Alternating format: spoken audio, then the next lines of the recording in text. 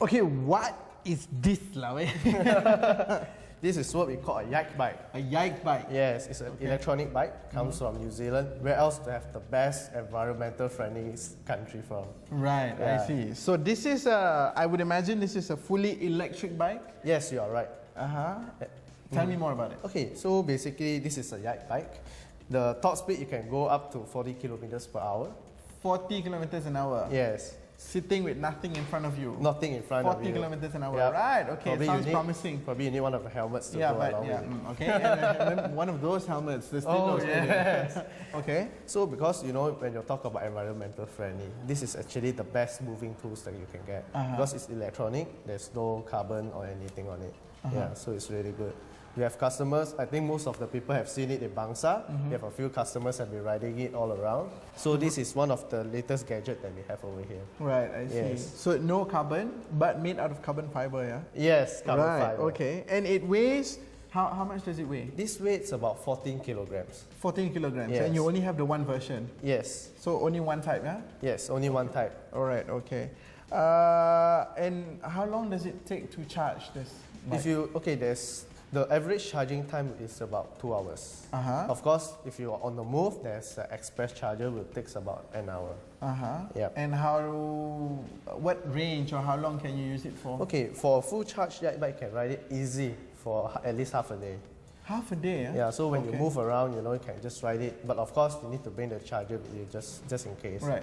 Because this is a foldable bike, it also comes in a case so that, you know, when you go for shopping and all, then you can just carry your bag behind your back. Right, I see, I see. Okay, and how much does it weigh for you to be able to carry it? Okay, this is, the entire weight is about 15 kgs if you talk about the charger, the bags and so. Yeah, so it's 15, very light. 15 kilograms, yeah? Yes. Well, let's see how light this is then. 15 kilograms. Yep, definitely. You know, if you go to the gym, this is yeah, you can work out with that if you want. So and it does everything, yeah. I mean, you've got you've got the signal. Yeah. You've got the brake lights behind you. Yep. And you've got the beeper, the horn. Because we want people to ride it safe, you know. When you swerve left to right, we hope that you don't knock into anyone. Okay, and is it something that most people can pick up, no problem? No problem, anybody can pick up. So from what we understand, for you to learn how to ride it, you don't need a few days or anything. You just need to spend about an hour, then you'll get used to it. Then you'll get used to it already, yeah? Because the only difficult part is that you need to control the bike from the back. From the back, rather than the front. Yes. So that's just something new that you need to get used to it. I see. Yep. Okay. Well, all right. So that's pretty much, you know, all the stuff that you guys have in here.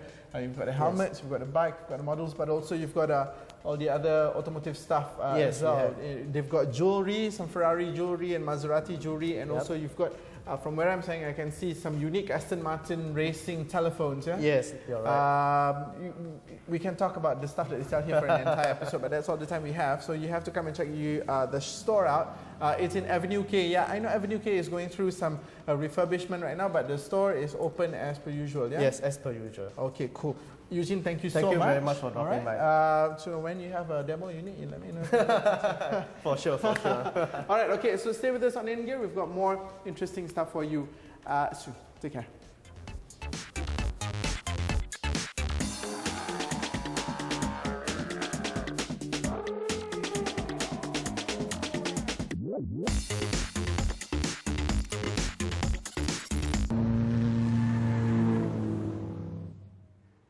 Okay, hi guys, nice to see you again. Now, if you remember last week, we came here to KL Auto to get this car all foamed up. We were talking about how it's supposed to be working its magic in increasing A, rigidity, B, comfort, and C, soundproofing to the car.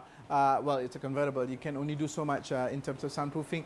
But let me just recap to you what we've done. We've actually done the entire the chassis of the car. So if you remember also that we were working with that liquid that we pour and there's a chemical reaction and it became foam, well, it is also available in this particular form here, and these guys over at KL Auto actually use both. So what they do, I mean, let's take this particular model here as an example. So this part here is the front part of the chassis. If we look at the car, that is this part over here. So it begins from the front part of the chassis and they work their way undercarriage and all the way to the back. So nothing is missed out. Now the beauty about what these guys do is that the way they do it is they flood the system stage by stage.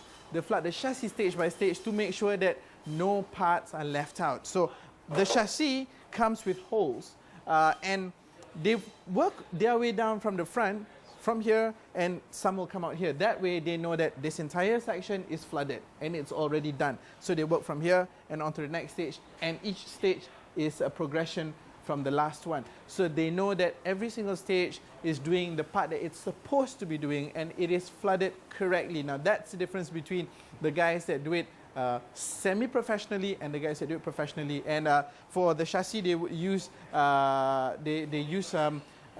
in this particular form where it's it's already made. So all they need to do is shake it and stick this on and work their magic with this canister. They also have the premix, which we showed you earlier. So now that the car is already all foamed up, what is left for us to do is for us to actually take the car out on a spin and see how much of the rigidity and the scuttle shake that is now no longer there. Because with this car, the problem that I had with it was that it flexes, and I can hear and feel that it flexes when we go over speed humps, for example. So now we're going to take the car out for a spin to see if all that has been magically ironed out. Let's go.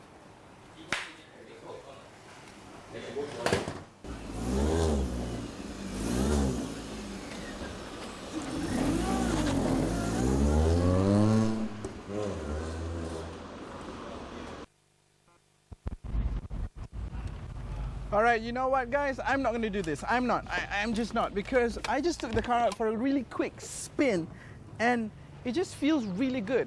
But apparently, the foam will actually work its magic the best after 4 days' time. Wow. Awesome, awesome. All right, 4 days. We'll be back 4 days' time. Good.